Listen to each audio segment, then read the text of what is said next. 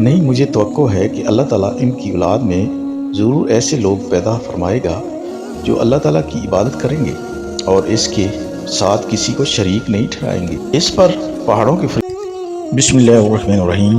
شروع اللہ کے نام سے جو بڑا مہربان اور نہایت رحم کرنے والا ہے۔ السلام علیکم پیارے دوستو، آپ صلی اللہ علیہ وسلم جنوں سے ملاقات کس طرح کی، میں آپ کو سارا واقعہ بیان کریں گے کہ آپ علیہ السلام جب طائف سے واپس آ رہے تھے، جنوں نے آپ صلی اللہ علیہ وسلم سے ملاقات کیسے کی اور آپ صلی اللہ علیہ وسلم سے کس طرح ملے، اور جنات جب ملنے سے پہلے مسلمان تھے یا کافر تھے، اس میں ساری تفصیل آپ کو بیان کریں گے۔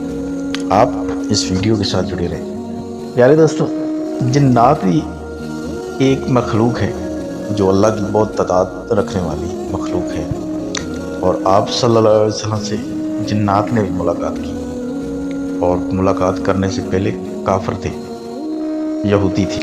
جب آپ صلی اللہ علیہ وسلم کو قرآن پڑھتے ہوئے سنا، جنات بھی آپ صلی اللہ علیہ وسلم کی قرات سن کر مسلمان ہو گئے۔ اس میں ساری حقیقت آپ سے بیان کریں گے، اور جنوں سے کس طرح ملے یہ سارا واقعہ آپ سے بیان کریں گے۔ آپ ویڈیو کے ساتھ جڑے رہیں۔ اللہ آپ پر رحم اور کرم نوازی فرمائے۔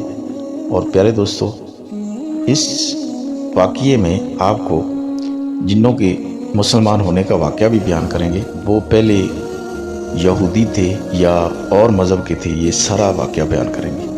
پیارے دوستو، ویڈیو اچھی لگی ہو تو اس کو سبسکرائب کریں اور لائک بھی کریں اور کمنٹ کا اظہار کیا کریں۔ اللہ تعالیٰ آپ پر رحم فرمائے۔ جنات سے ملاقات۔ پیارے دوستو، پہاڑوں کے فرشتے کی بات کے جواب میں آپ صلی اللہ علیہ وسلم نے فرمایا، نہیں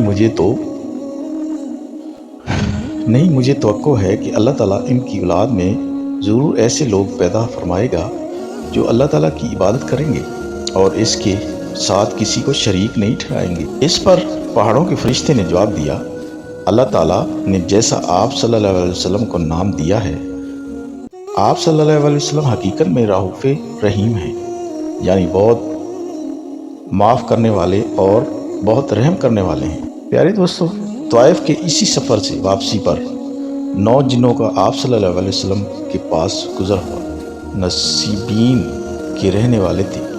پیارے دوستو، یہ شام کے ایک شہر کا نام تھا۔ آپ صلی اللہ علیہ وسلم اس وقت نماز پڑھ رہے تھے کہ جنات نے آپ صلی اللہ علیہ وسلم کی قرات کی آواز سنی تو اسی وقت مسلمان ہو گئے۔ پہلے وہ یہودی تھے۔ طائف سے واپسی پر آپ صلی اللہ علیہ وسلم نے مکہ میں داخل ہوئے تو حرم میں آئے اور بیت اللہ کا طواف فرمایا۔ اس کے بعد گھر تشریف لے گئے۔ ادھر 9 جن جب اپنی قوم میں گئے تو انہوں نے باقی جنوں کو آپ صلی اللہ علیہ وسلم کے بارے میں بتایا۔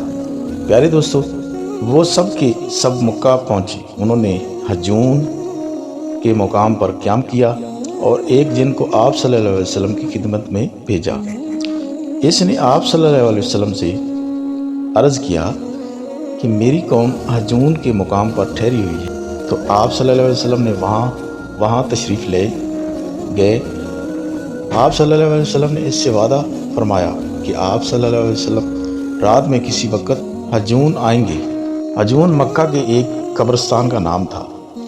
رات کے وقت آپ صلی اللہ علیہ وسلم وہاں پہنچے تو حضرت عبداللہ بن مسعود رضی اللہ عنہ آپ صلی اللہ علیہ وسلم کے ساتھ تھے۔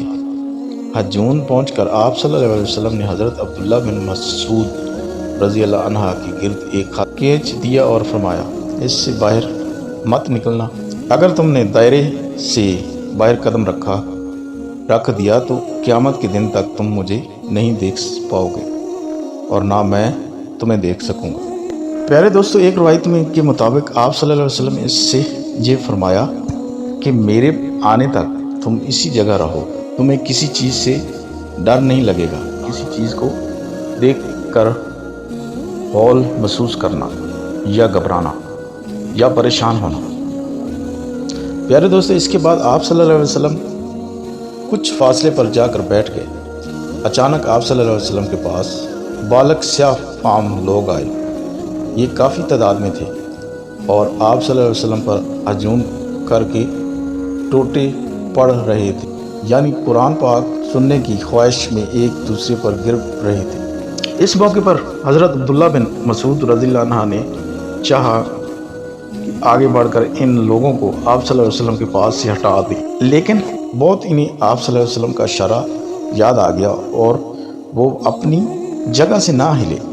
ادھر جنات نے آپ صلی اللہ علیہ وسلم کو سے کہا، اے اللہ کے رسول صلی اللہ علیہ وسلم، ہم جس جگہ کے رہنے والے ہیں یہی یعنی جہاں ہمیں جانا ہے وہ جگہ دور ہے، اس لیے ہمارے اور ہماری سواریوں کے لیے سامان سفر کا انتظام فرمایا جائے۔ پیارے دوستو، جواب میں آپ صلی اللہ علیہ وسلم نے فرمایا کہ ہر وہ ہڈی جس پر اللہ کا نام لیا گیا ہے ہو جب تمہارے ہاتھ میں پہنچے گی تو پہلے سے زیادہ پر گوشت ہو جائے گی، اور یہ لید اور گوبر تمہارے جانوروں کا چارہ ہے۔ اس طرح جنات آپ صلی اللہ علیہ وسلم پر ایمان لائی۔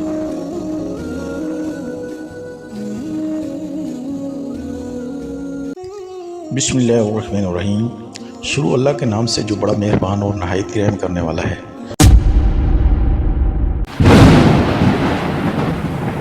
اعوذ باللہ من الشیطان الرجیم، بسم اللہ الرحمن الرحیم۔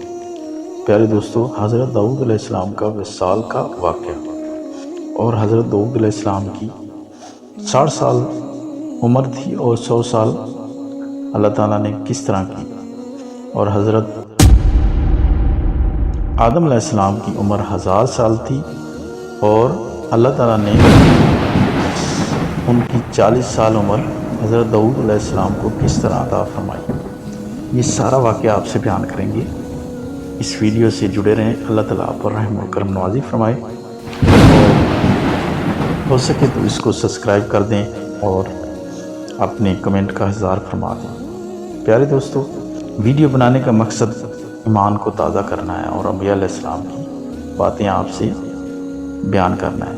پیارے دوستو، جب اللہ تعالیٰ نے حضرت آدم علیہ السلام کی پیٹھ سے ان کی تمام نسل کو ظاہر فرمایا تو انہوں نے اپنی نسل میں انبیاء علیہ السلام کو بھی دیکھا۔ ان میں ایک ایسا نبی بھی نظر آئے۔ انہوں نے بارگاہ خداوندی میں عرض کی، اے باری تعالیٰ، اتنا حسین اور جمیل یہ نوجوان کون ہے؟ تو اللہ تعالیٰ نے فرمایا، یہ تیرا بیٹا داؤد ہے۔ پیارے دوستو، حضرت آدم علیہ السلام نے عرض کی کہ پروردگار اس کی عمر کتنی ہوگی؟ فرمایا 60 سال۔ تو عرض کی اس کی عمر میں اضافہ فرما دیا جائے۔